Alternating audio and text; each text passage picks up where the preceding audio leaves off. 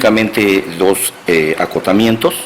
Se ha hecho referencia a la certificación de los agentes del Ministerio Público. Ya se mencionó que esa circunstancia se dejan a salvo los derechos de usted y de su defensa para que los hagan valer en su momento procesal oportuno, porque aquí para los efectos de la celebración de la presente audiencia es suficiente la identificación mediante gafete que expide la Procuraduría. Si existe esa ausencia de certificación y eso que ustedes pudieran acreditar ante la autoridad correspondiente, pues se dejan a salvo los derechos en ese sentido. Y lo mismo acontece con los argumentos en el sentido de que la juez de origen conoció o tuvo acceso a la carpeta de investigación, quedan a salvo sus derechos,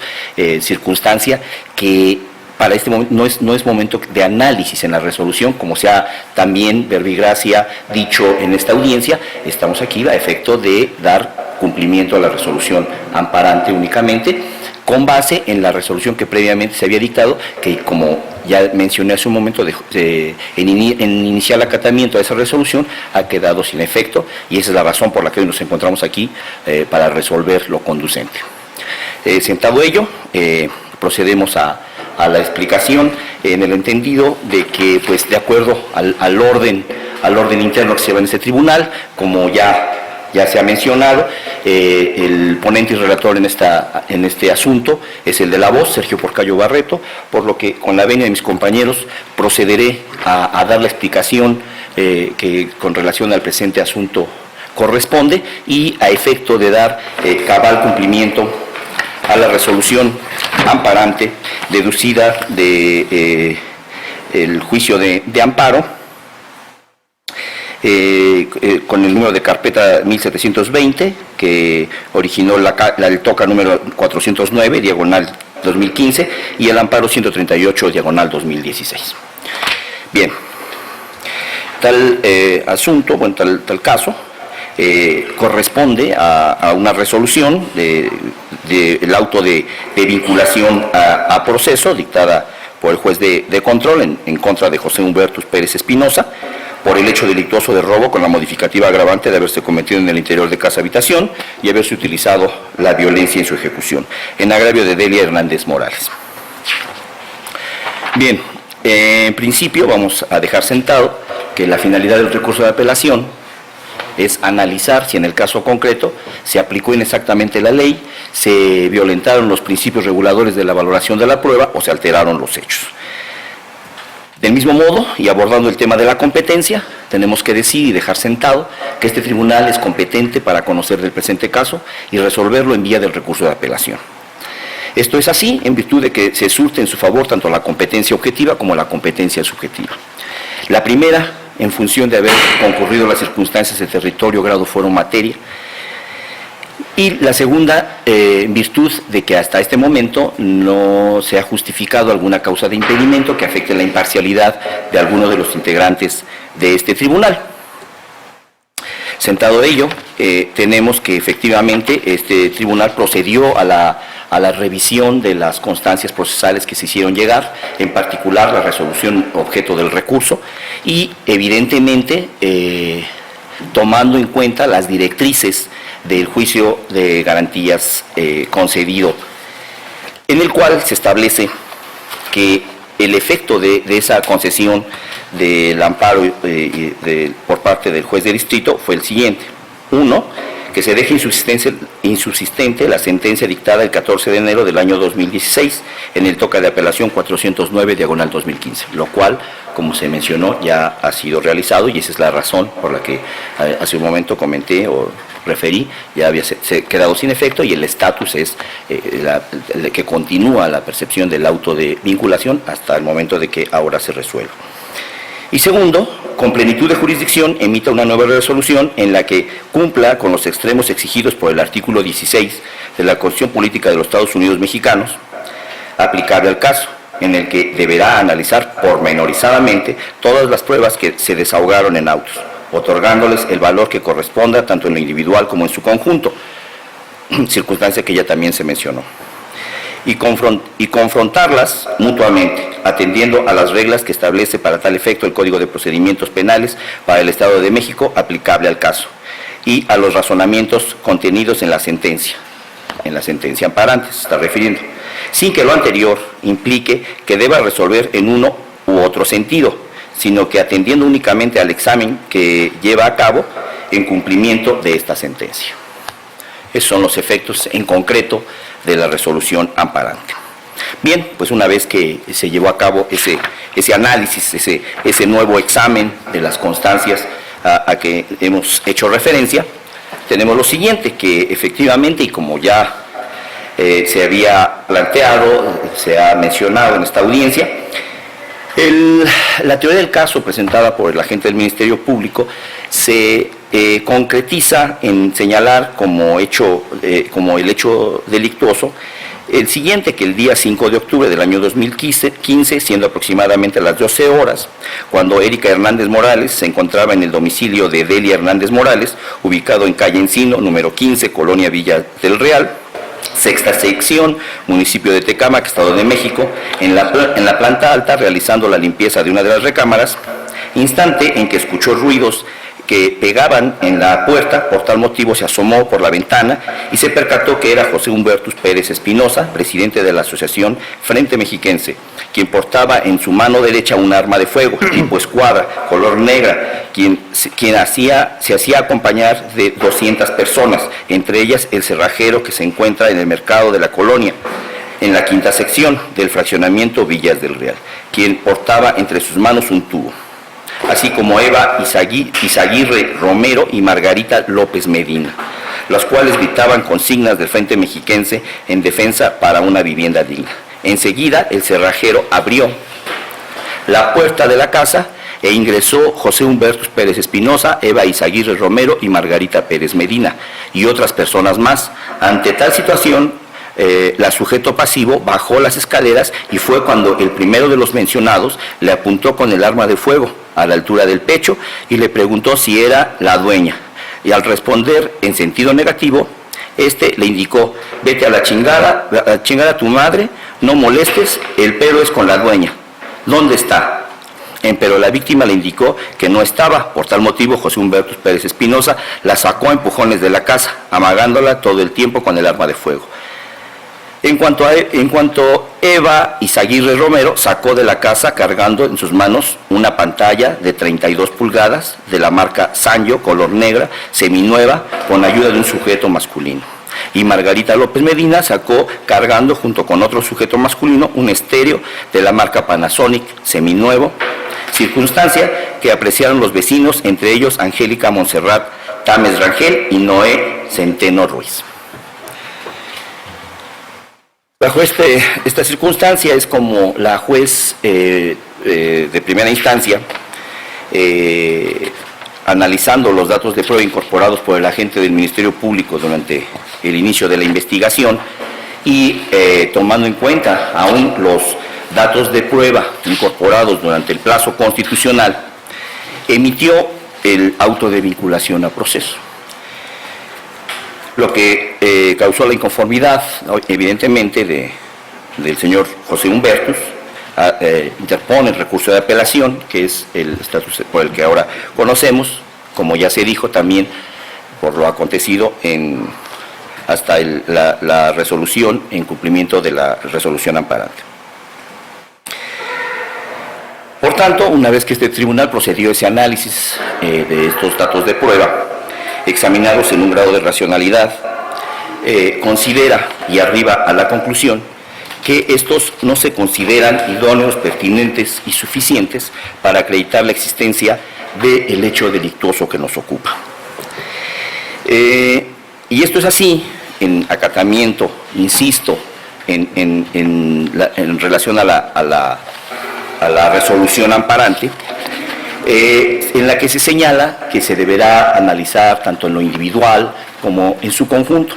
Efectivamente, realizamos dentro de esta resolución un análisis en inicio de la entrevista vertida por la sujeto pasivo, que se dice sujeto pasivo, que se plantea como sujeto pasivo en la teoría del caso presentada por el agente del Ministerio Público, Erika Hernández Morales, en donde se analiza en la resolución que ésta se encuentra llena de inconsistencias, de circunstancias ilógicas en sí misma.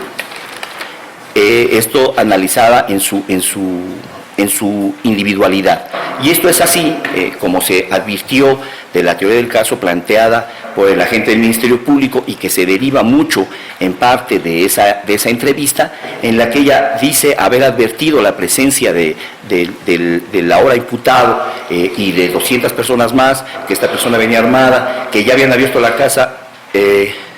en una lógica básica. Se estima de que ella no tenía o no había ninguna razón a efecto de que expusiera su integridad física, y aún bajara las escaleras a ver que se metían, si veía que esta persona iba armada y que iba en compañía de más personas. El cerrajero dice que iba con un tubo. No se explica esta circunstancia de lógica esencial y natural, pero además porque esta a su vez encuentra una serie de discrepancias con la ofendida, Delia Hernández Morales, quien es su hermana. Se hacen notar esa serie de discrepancias en un cuadro comparativo que constará en la pieza escrita, en donde se hace notar, primero que dice la ofendida que al llegar ella no estaba, luego dice que sí estaba, una serie de inconsistencias. No se explica por qué pues quedó ahí la puerta abierta. ¿Por qué razón la víctima en esta teoría del caso del Ministerio Público, si los hechos acontecieron a las 12 del día, en todo ese transcurso, dice la ofendida, que llega en la tarde-noche, nunca le fue avisado de algún otro medio telefónico o mensaje por alguna? Si el hecho se considera por estas de una gravedad tal que trascendente para ellas, en sus vidas, en su patrimonio, en su integridad física, y no lo comunica. Tampoco así la ofendida con relación a que se dijo en la resolución anterior que no se explicaba también porque había hecho la denuncia 2 días antes. La autoridad federal, en cumplimiento de esta, dice que deberíamos de motivar por qué razón consideramos que con ello carece de valor esta entrevista. Bien, abordando este tema, establecemos aquí, como ya se dijo, ese cuadro comparativo, pero amén de ese tiempo que tardó en denunciar, ya se adelantó algo en relación a esa trascendencia que ellas o se advierte o tratan de plasmar. Fue trascendente, aún de acuerdo a sus versiones, haberse puesto en peligro la integridad física de la víctima. No se explica la razón de su tardanza, pero no es la única razón para desestimarla en cuanto a su alcance jurídico, sino que es eso integralmente, con toda esa serie de circunstancias ilógicas, incongruentes, incompatibles entre sí, por una parte, que las hacen no susceptibles de credibilidad. Ese es a lo que se llega. Circunstancia que también impacta o afecta las referencias que hacen los testigos Noé Centeno Ruiz, que se ha hecho algunas otras referencias que por el momento no ingieren en esta resolución, y Angélica Montserrat Tames Rangel, de las cuales también hay ciertas discrepancias, que uno dice que estaban afuera, la otra dice que no, que estaban adentro, la perspectiva de dónde asumieron los hechos, que no explica uno. Hay por ahí una referencia en donde dice que ya les habían robado a ellos previamente. No se explica uno cómo todavía están observando otro robo, o no tiene un sustento lógico, lo que también impacta en ese crédito, esa credibilidad, en esa fuente de información. Al margen de que todas estas entrevistas se advierten frases similares en sus textos, lo que hace presumir de algún modo aleccionamiento. Es decir, que se conducen en términos iguales. De ahí la transcripción y este cuadro comparativo, a efecto de que se advierta, de que se motive en los términos resueltos por el juez de distrito, esa falta de crédito y esa similitud en esas expresiones que impactan tanto en el crédito como en ese presumible aleccionamiento. Esta circunstancia, y quiero ser concreto, ya expliqué que estos cuadros comparativos constarán en la resolución escrita que estará dispuesto a las partes para su consulta, aunado, por otra parte, a que efectivamente ahí existe la fe del domicilio, en donde se advierten daños en la estructura de la casa. Eso no resulta útil para advertir que se concretizó o se llevó a cabo en el mundo fáctico el apoderamiento a que hacen referencia, la fe ministerial del lugar de los hechos y las demás circunstancias que constan en acta pormenorizada por parte del agente del Ministerio Público. Eso en cuanto a lo individual respecto de los datos de prueba de cargo, que a su vez confrontados con los datos de prueba de descargo, iniciando con la negativa del señor José Humbertus y 3 testigos que declaran en la misma, Noemí, Judith, etcétera, 3 testigos que apoyan, en cierto modo, se ubican en las circunstancias del hecho, más no con relación a que se hubiera llevado en principio el apoderamiento y que se hubieran introducido al domicilio de la ofendida. Circunstancias estas que aportan también por ahí unos videos, que efectivamente esos videos pues no se establece con precisión, con claridad, que se trate del día de los hechos, que sea efectivamente la calle en donde dice acontecieron, que sea el domicilio. Al margen de eso, confrontados que son las entrevistas de la víctima, de la ofendida y sus testigos,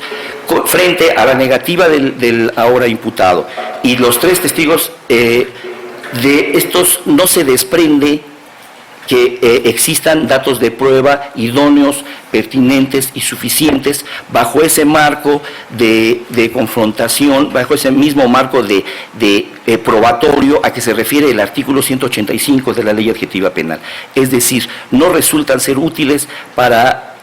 lograr racionalmente acreditar la existencia de esa conducta positiva en forma de acción que es atribuida al ahora imputado. Por tanto, los agravios esgrimidos por su defensa resultan parcialmente fundados, suplidos que son en su deficiencia, en términos de lo establecido por el artículo 420 de la Ley Adjetiva Penal, se resuelve al tenor de los siguientes puntos resolutivos. Primero, en inicial acatamiento a la Ejecutoria Federal Amparante, mediante auto de fecha 4 de agosto del año 2016, este Tribunal de Alzada, en materia penal de Ecatepec, del Tribunal Superior de Justicia del Estado de México, dejó insubsistente la resolución pronunciada en fecha 14 de enero del año 2016, dictada en el toque de apelación 409/2015,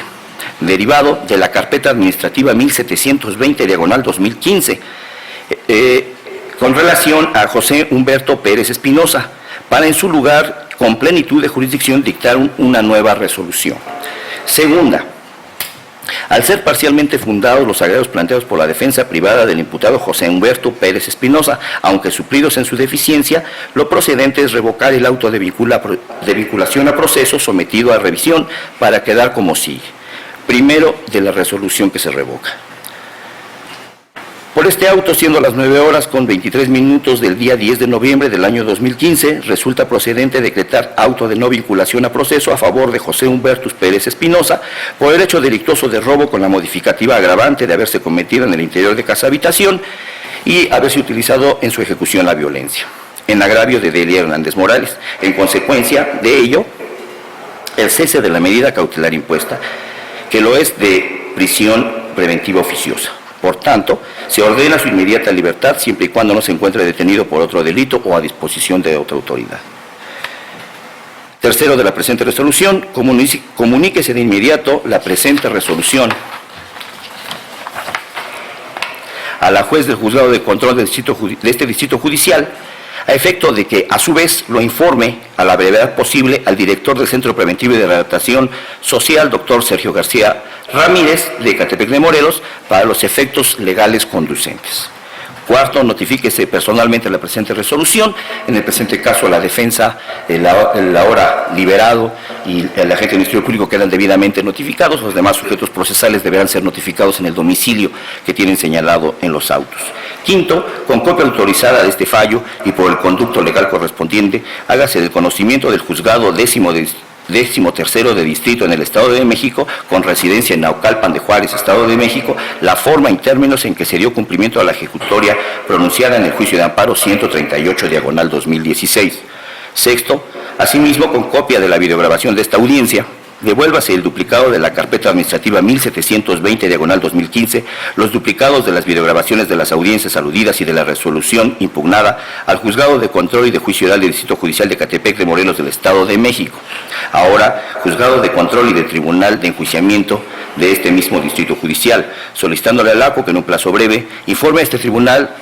la forma en que quedó cumplimentada esta resolución y en su oportunidad archívese el toca como concluido.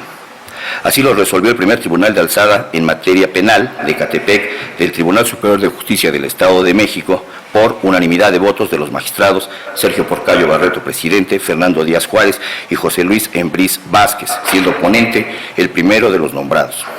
quienes firman ante la secretaria de Acuerdos, Adriana Martínez Hernández, quien autoriza y da fe de lo actuado. Siendo cuanto con relación a la explicación de la presente resolución, por tanto, se instruye a la Secretaría a efecto de que glose la pieza escrita de la misma al toca correspondiente, con el objeto de que las partes lo puedan consultar si así lo consideran pertinente.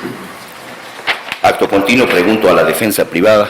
si tiene alguna solicitud que hacer. Gracias, señoría. De inicio, manifestar nuestra absoluta conformidad con la resolución que ha determinado este tribunal de alzada. Hecho lo anterior, su señoría, solicitamos respetuosamente se sirva a expedir copia certificada por cuadruplicado de la pieza escritural, así como del acta mínima y audio y video de la presente diligencia. Es cuanto. Gracias. Señor José Humberto, ¿alguna solicitud? No, y me sumo a mi defensa y bueno, pues yo siempre he dicho que cuando la justicia triunfa, se fortalecen los sistemas judiciales y los sistemas de un país. Muchas gracias por haber fortalecido el sistema adversarial oral con esta resolución. Buenas tardes. Gracias. Señor agente del Ministerio Público, ¿alguna solicitud? Sí, señoría, solicitar tenga bien de expedirme copias simples del acta mínima, de la pieza escritural, de la resolución que tuvo a bien explicar y leer, y del audio y video de la presente audiencia, señoría, esto por triplicado, por favor. Gracias. Por hechas las manifestaciones de las partes, y al no existir inconveniente legal alguno,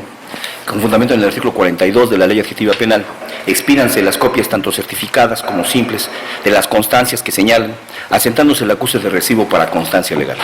Y no habiendo más que resolver, se da por concluida la presente.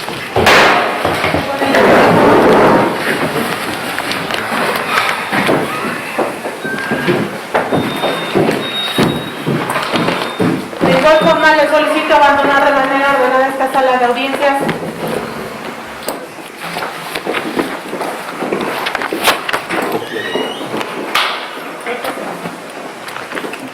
Por favor, abogado. Salimos, ¿verdad?